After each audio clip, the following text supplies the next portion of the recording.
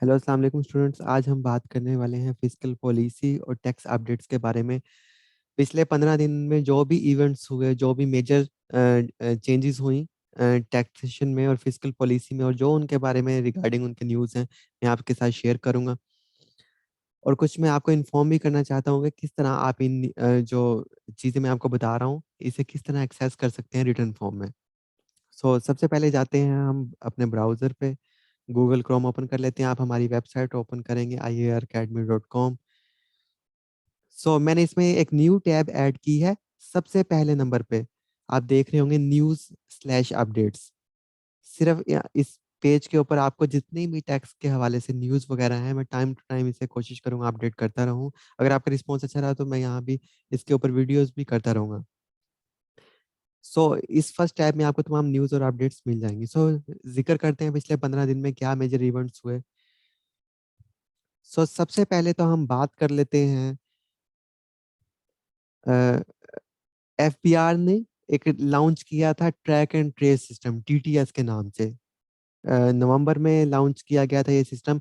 इसका मकसद क्या था? बेसिकली हमने जैसे टैक्स लॉ में भी पढ़ा कि सबसे ज्यादा जो सेल्स टैक्स की इवेजन होती है, चोरी होती है, वो शुगर के सेक्टर में होती है, सीमेंट के सेक्टर में होती है। जो एक्चुअल जो सेल है वो शो नहीं करवाई जाती। अगर सेल 1 लाख चीनी के पैकेट्स हैं तो वो शो करवाए जाते हैं 50,000। तो और अगर 50,000 तो हमें टैक्स भी 17% 50,000 पे मिलेगा। जब हमें एक्चुअल सेल्स पता चलेंगी तो हमें ज्यादा टैक्स इकट्ठा होगा। तो एक्चुअल सेल्स को डिजिटलाइज करने के लिए एक track and trace system adopt किया गया एफबीआर की जानिब से, जिसमें हर जो चीनी का थैला है उसके ऊपर एक जो है वो लेबल, एक स्टिकर लगाया जाएगा जिसपे एक यूनिक कोड, बार कोड होगा। और हर वो चीनी के थैले के ऊपर लगाना लाजमी है। और एक ऑटोमेटिक मशीन होगी, जैसे ही वो कन्वेयर बेल्ट, जब थैले पैक होते हैं उसमें चीनी डाली जाती है, जैसे ही वो कन्वेयर बेल्ट से थैला पैक होने के बाद गुजरेगा तो वो स्टिकर उसके ऊपर ऑटोमेटिकली चिपका हो जाएगा। क्योंकि ये सीजन था नवंबर अक्टूबर में और अभी ऑन गोइंग है शुगर इंडस्ट्री का। ये सिस्टम इम्प्लीमेंट किया गया, और इस सिस्टम के इम्प्लीमेंट करने से क्या फायदा हुआ उसके बारे में एफबीआर ने हमें बताया है कुछ। जैसे कि यहाँ पे लिखा हुआ है कि टीटीएस यानी ट्रैक एंड ट्रेस सिस्टम का आगाज अक्टूबर और नवंबर में हुआ था, और तमाम शुगर मिल्स पर ये इम्पोज किया गया था। और ट्रैक एंड ट्रेस सिस्टम का जो इफ्तिताह है वो वजीर आजम ने 23 नवंबर 2021 को किया था। ये पेपर में पूछी जा सकती है डेट। यानी ट्रैक एंड ट्रेस सिस्टम का इनॉग्रेशन कब हुई थी, तो आपने मार्क करना है वहां पे 23 नवंबर 2021। इसके फायदे क्या है कि हमें जो है वो ज्यादा से ज्यादा जो टैक्स रेवेन्यू है उसकी कलेक्शन में इजाफा होगा। जब चोरी कम होगी, एक्चुअल सेल्स शो होगी, तो टैक्स रेवेन्यू भी हमारा इनहेंस होगा। उसके बाद प्रमोट ट्रांसपेरेंसी, ज्यादा शफाफियत आ सकेगी, हमें ज्यादा पता चल सकेगा कि उसकी प्रोडक्शन कितनी है, सेल्स कितनी है, और उसके अगेंस्ट रेवेन्यू कितना है। और टैक्स कंप्लायंस जो है वो इकोनॉमी डिजिटलाइज हो सकेगी, एक्चुअल हमें फिगर्स रिपोर्ट हो सकेंगी, ट्रांजैक्शन रिपोर्ट हो सकेंगी, और टैक्स की चोरी से हम निजात पा सकेंगे इस सिस्टम को लॉन्च करने के बाद। अच्छा, उसके बाद रिसेंटली एफबीआर ने 3 जनवरी को एक PTD parliamentarians tax directory launch की है। ये दूसरी खबर आप पढ़ सकते हैं, अगर पेपर में पूछा जा सकता है। वैसे इसके ज्यादा चांस नहीं है। पीटीडी क्या है? तो पार्लियामेंटेरियंस टैक्स डायरेक्टरी। ये एफबीआर ने रिसेंटली 2022 में लॉन्च की है, साल के तीसरे दिन में 3 जनवरी को। इसके बाद हम अगली खबर की जानिब बढ़ते हैं कि federal board of revenue registered 32.5% growth during July to December. अब यहाँ पे ये एफबीआर अपने जो स्टेटमेंट में बयान कर रहा है कि जो माली साल 2021-22 था, यानी कि जो उसका माली साल का आधा 2 क्वार्टर, यानी जुलाई से लेकर 1 जुलाई 2021 से लेकर 31 दिसंबर 2021 तक, एफबीआर का जो टारगेट था, उसने टारगेट से ज्यादा जो है वो रेवेन्यू या टैक्स इकट्ठा किया है। तो एफबीआर का टारगेट जो था, FBR has collected net revenue of 2920 billion. ये रेड कलर में आपको शो हो रहा है, और ये पेपर में पूछा जा सकता है कि एफबीआर का कितना रेवेन्यू कलेक्शन हुई है। 2920 बिलियन, 2920 अरब रुपए हमने टैक्स कलेक्ट किया है, जबकि टारगेट कितना था जुलाई से दिसंबर तक? 2633 अरब। तो यानी हमने 400 अरब रुपया, 450 अरब रुपया ज्यादा इकट्ठा किया है अपने टारगेट से। ये मैंने रेड कलर में शो कर दिए हैं इंग्लिश और उर्दू में। आप इसे लाजमन रिमेम्बर कीजिएगा, क्योंकि ये पेपर में पूछा जा सकता है कि जुलाई से दिसंबर तक कितना टारगेट था और कितना अचीव हुआ। तो अचीव ये हुआ और टारगेट रखा गया ये था। आगे हम बढ़ते हैं, FBR launch, FBR national sales tax return portal.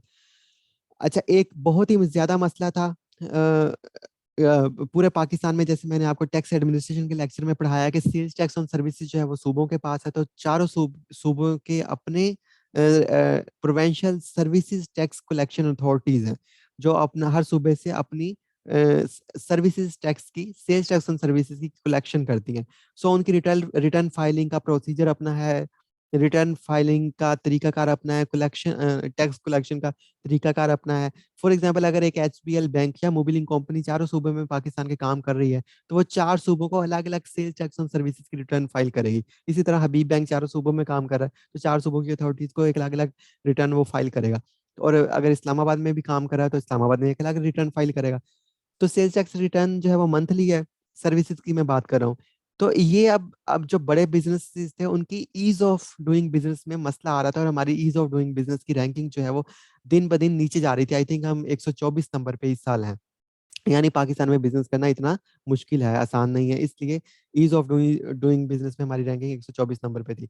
सो उस चीज को खत्म करने के लिए पूरे पाकिस्तान में एक ही single national sales tax portal launch किया गया है, कि पूरे चारों सूबों में कहीं भी कोई भी, मतलब कोई भी इंटिटी काम कर रही हो, बिजनेस इंटिटी काम कर रही हो, अब उसे चारों सूबों के अलग अलग डिपार्टमेंट्स के पास रिटर्न फाइल नहीं करनी पड़ेगी, बल्कि जो है वो एक सिंगल रिटर्न फाइल कर सकते हैं। और ये इस पोर्टल का रिसेंटली इफ्तिताह हुआ है, और ये स्टेटमेंट एफबीआर ने अनाउंस की है 5 जनवरी 2022 को। और ये आईएमएफ की और वर्ल्ड बैंक की एक कंडीशन थी कि आप ये चीज करें। अच्छा जी, एक और हमारे पास सामने खबर आ रही है वर्ल्ड बैंक के हवाले से। अच्छा, वर्ल्ड बैंक जो है वो हर महीने जो है वो अपनी एक रिपोर्ट जो है वो प्रेजेंट करता है, पब्लिक करता है। उसका नाम है ग्लोबल इकोनॉमिक प्रोस्पेक्ट रिपोर्ट। तो आप उस रिपोर्ट को जाके वर्ल्ड बैंक की ऑफिशियल वेबसाइट पे भी जाके पढ़ सकते हैं। सो रिसेंट जो दिसंबर में उसने अपनी रिपोर्ट पब्लिश की है, ग्लोबल इकोनॉमिक प्रोस्पेक्ट रिपोर्ट 2022, उसमें उसने कहा है कि पाकिस्तान की जो इकोनॉमिक ग्रोथ है वो 3.4% रहेगी। मतलब जो हमारा यकम जुलाई 2021 से 30 जून 2022 तक का जो माली साल है, यानी आधा गुजर गया, अब जनवरी से लेकर 30 जून 2022 तक का जो माली साल है, इसमें जो हमारी इकोनॉमिक ग्रोथ रहेगी वो 3.4% ही रहेगी। मतलब इस पूरे साल में हमारी इकोनॉमिक ग्रोथ 3.4% रहेगी। और ये पेपर में पूछा जा सकता है, आपने इसे नोट डाउन कर लेना। और इसके साथ साथ वर्ल्ड बैंक की रिपोर्ट का कहना था, growth in Pakistan surprised on the upside supported by improving domestic demand, record high remittance inflows and narrow targeting of lockdown, the world bank noted. World bank का मजीद ये कहना था, ये ग्रोथ इसलिए 3.4% है हमारी इस वजह से क्योंकि बाहर से बहुत ज्यादा हमें रेमिटेंस आई है। मतलब बाहर से बहुत ज्यादा पैसा जो पाकिस्तानी बाहर काम करते हैं उन्होंने भेजा है, इसलिए हमारे पास फॉरेन एक्सचेंज के जो रिजर्व्स हैं वो बढ़े हैं। इस वजह से हमारी इकोनॉमिक ग्रोथ जो है वो बेहतर हुई। और साथ हमने लॉकडाउन भी स्मार्ट लॉकडाउन किया है, फुली लॉकडाउन नहीं किया पूरे मुल्क को, बल्कि जिन जगहों में कोरोना था वहां पे हमने स्मार्ट लॉकडाउन उन एरियाज को ब्लॉक करके किया। सो इसलिए जो है वो हमारी इकोनॉमिक ग्रोथ थोड़ी बेहतर है वर्ल्ड बैंक की रिपोर्ट के मुताबिक। प्रैक्टिकली और एक्चुअली नहीं लगता कि ऐसे है। अच्छा, और इसके बाद साथ ही वर्ल्ड बैंक का उसी रिपोर्ट में ये कहना है, उसने फोरकास्ट किया है अगले साल के लिए, यानी यकम जुलाई 2022 से 30 जून 2023 का जो हमारा फाइनेंशियल ईयर है, उसमें वर्ल्ड बैंक ये कह रहा है कि हमारी इकोनॉमिक ग्रोथ जो है वो 4% के हिसाब से होगी। ये वर्ल्ड बैंक की पेशीन गोई है। तो ये बहुत इंपॉर्टेंट है। 3.4% जो है वो इस साल, और आगे 2022-23 में 4% के हिसाब से हमारी इकोनॉमी ग्रो करेगी। अच्छा, उसके बाद हम चलते हैं आगे, Pakistan foreign loan payments in July to June 2022।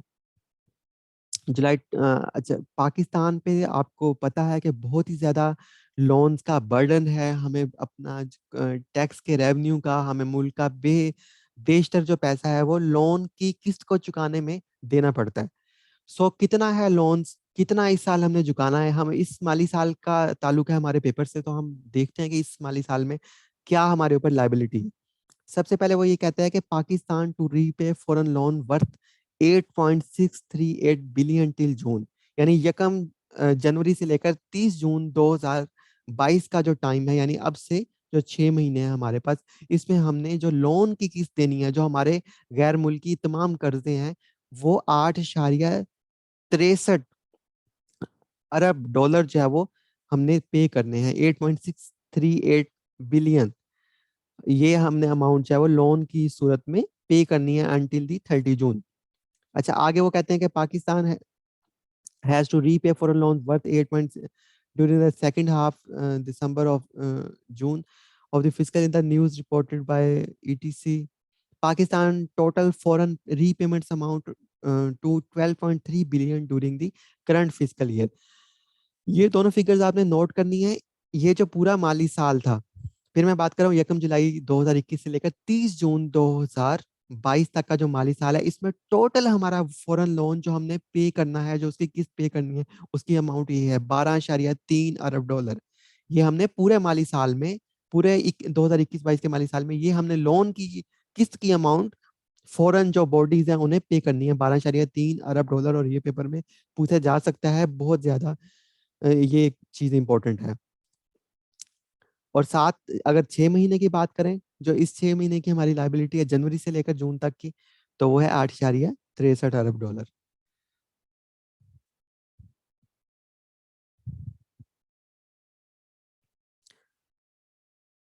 अच्छा जी, आगे हम बात करते हैं कुछ रियल एस्टेट एजेंट्स के हवाले से। ये भी चीज पूछी जा सकती है पेपर में। डीएनएफबीपीस के बारे में मैंने आपको बताया है ऑलरेडी। डीएनएफबीपीस का मतलब है designated non financial businesses and professions.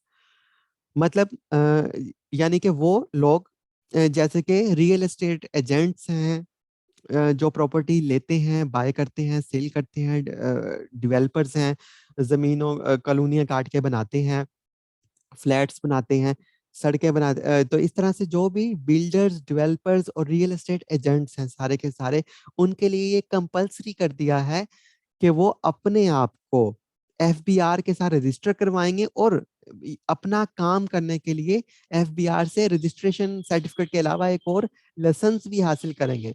अगर कोई भी बंदा पाकिस्तान में प्रॉपर्टी डीलिंग का, जो है वो कंस्ट्रक्शन का, डेवलपर्स का, बिल्डर्स का काम कर रहा है, तो उसके लिए लाजमी है कि वो एक तो अपने आप को एफबीआर से रजिस्टर करवाएगा।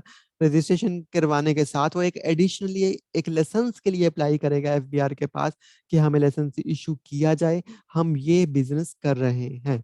सो पहले ये था कि एफबीआर से रजिस्टर होना था लाइसेंस, चाहे आप लेते या ना लेते, लेकिन 1 जनवरी 2022 से ये कंडीशन लाजमी कर दी गई है।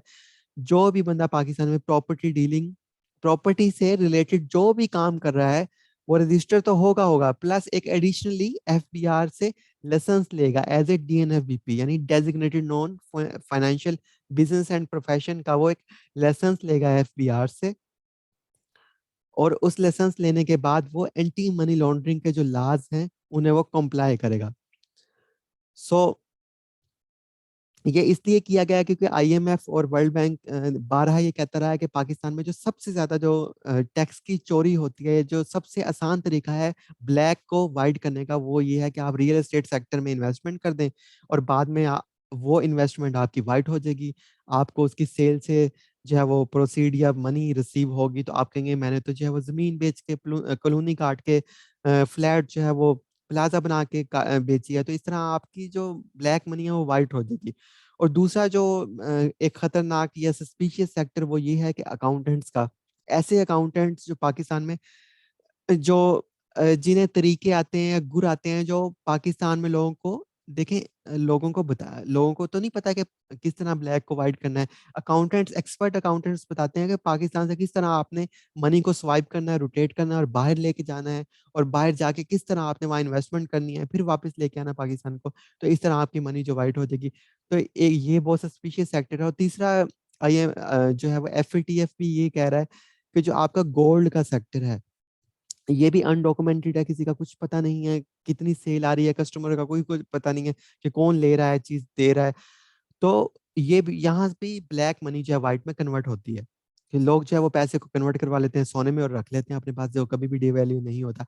सो इन तीनों जो सेक्टर्स हैं, फिर मैं बताता चलूँ, real estate agents, property dealers और जो है वो गोल्ड के डीलर्स या दूसरे कीमती पत्थरों के डीलर्स जो हैं, ये जवाहरात वगैरह हो गया दूसरे। तो इन सब को के लिए ये ज़रूरी कर दिया गया है कि एफबीआर की जो इंटेलिजेंस एजेंसी है, जिसका नाम है डायरेक्टरेट ऑफ इंटेलिजेंस इन्वेस्टिगेशन, वो इन सब को एक लाइसेंस इश्यू करेगी और ये उस उससे एक लाइसेंस हासिल करेंगे अपने इस बिज़नेस को करने के लिए। पहले स्टेप में सिर्फ प्रॉपर्टी डीलर्स को बाउंड किया गया है कि यकम जनवरी 2022 से कोई भी बंदा रियल एस्टेट से रिलेटेड कोई भी काम नहीं कर सकेगा पाकिस्तान में अनटिल एंड अनलेस उसके पास ये लाइसेंस ना हो। तो वो एक लाइसेंस के लिए अप्लाई करेगा।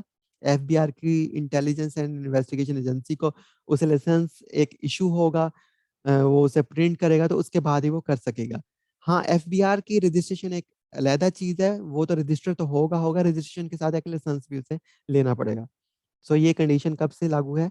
1 जनवरी 2022 से किसके ऊपर? रियल एस्टेट एजेंट्स के ऊपर। एफबीआर अच्छा, इसके बाद एक और चीज़, पॉइंट ऑफ सेल्स की हम बार-बार बात करते हैं कि पॉइंट ऑफ सेल सिस्टम क्या है? सबसे ज़्यादा जैसे मैंने बताया शुरू में कि सेल्स टैक्स की चोरी होती थी, तो और सबसे ज़्यादा हुकूमत को रेवेन्यू भी कैश में जो इकट्ठा होता है, जो लिक्विड रेवेन्यू इकट्ठा होता है, वो सेल्स टैक्स से ही इकट्ठा होता है। क्योंकि मंथली ये रेवेन्यू है, इनकम टैक्स एनुअली है। इसके लिए हुकूमत को कम मेहनत करनी पड़ती है, तो हुकूमत ने जो है मुल्क भर में तमाम जो बड़ी ब्रांड्स हैं, बड़ी जो है वो ब्रांड्स हैं और बड़े स्टोर्स हैं, बड़ी चेन्स हैं, फ्रेंचाइज़ीज़ हैं, होटल्स हैं, उनके सिस्टम्स के ऊपर जो है वो एक पॉइंट ऑफ सेल सिस्टम अपना एक इंस्टॉल कर दिया, एक सॉफ्टवेयर इंस्टॉल कर दिया। अब जो भी उनकी रसीद निकलेगी, 17% टैक्स तो उनसे उन पे पहले ही था, लेकिन वो अपनी सेल गलत शो करवाते थे। वो टैक्स जो है 17, जो जितनी अमाउंट की वो सेल होगी, प्लस उसके ऊपर 17% टैक्स भी चार्ज होगा और एक एफबीआर का बारकोड प्रिंट होगा। उस बारकोड के ऊपर जो है एक यूनिक आईडी नंबर होगी, आप अपनी टैक्स आसान ऐप के ज़रिए उसे स्कैन करके वेरीफ़ाई कर सकते हैं कि ये पैसे एफबीआर को ही गए हैं, ओरिजिनल है बारकोड का नहीं। रियल टाइम डाटा हर सेकंड बाद एफबीआर के सर्वर पे अपलोड हो रहा है। तो ये मुल्क भर में जो है वो तमाम जो बड़े-बड़े रिटेलर्स थे, उनके ऊपर ये सिस्टम इंस्टॉल किया गया और एफबीआर को बेतहाशा इससे जो है वो रेवेन्यू इकट्ठा हुआ। तो इस चीज़ को श्योर करने के लिए कहीं वो बारकोड ही जो है वो जाली ना प्रिंट करना शुरू कर दें। सो एफबीआर ने एक प्राइस की और एफबीआर की टीम भी इतना चेक नहीं कर सकती पूरे पाकिस्तान के हर रिटेलर के पास जाके। तो एफबीआर ने ये कहा कि कस्टमर को ही एफबीआर ने अपना जो है वो चेकर बनाया है। एफबीआर ने एक प्राइस स्कीम अनाउंस की कि आप एक रसीद लें अपनी दुकान वाले से, उस रसीद के ऊपर बारकोड आप स्कैन करें अपने मोबाइल से, स्कैन करने के बाद अपना मोबाइल नंबर वगैरह दें और हर महीने की 15 तारीख को एक कुरानंदाज़ी होगी, जिसमें आपको इनामात दिए जाएँगे और पहली कुरानंदाज़ी अभी 15 तारीख को हुई, जिसमें 1007 इनामात दिए गए। ये चीज़ें तो आपके के लिए इम्पोर्टेंट नहीं है, बस ये चीज़ आपको याद रखनी है इसमें कि एफबीआर ने प्राइस स्कीम अनाउंस की किसके लिए? पीओएस रिटेलर से जो हमें स्लिप या इनवॉइस इश्यू होती है कस्टमर को, सिंपल। पेपर में पूछा जा सकता है कि कौन-सा एरिया है जिसके ऊपर एफबीआर प्राइसेज़ दे सकते हैं? तो आपने कहना है सेल्स टैक्स रिसिप्ट्स के ऊपर। तो ये थी अपडेट्स जो मैंने आपके साथ शेयर की। सो मिलते हैं अगले सेशन में। Take care, stay blessed and stay best. अल्लाह हाफ़िज़।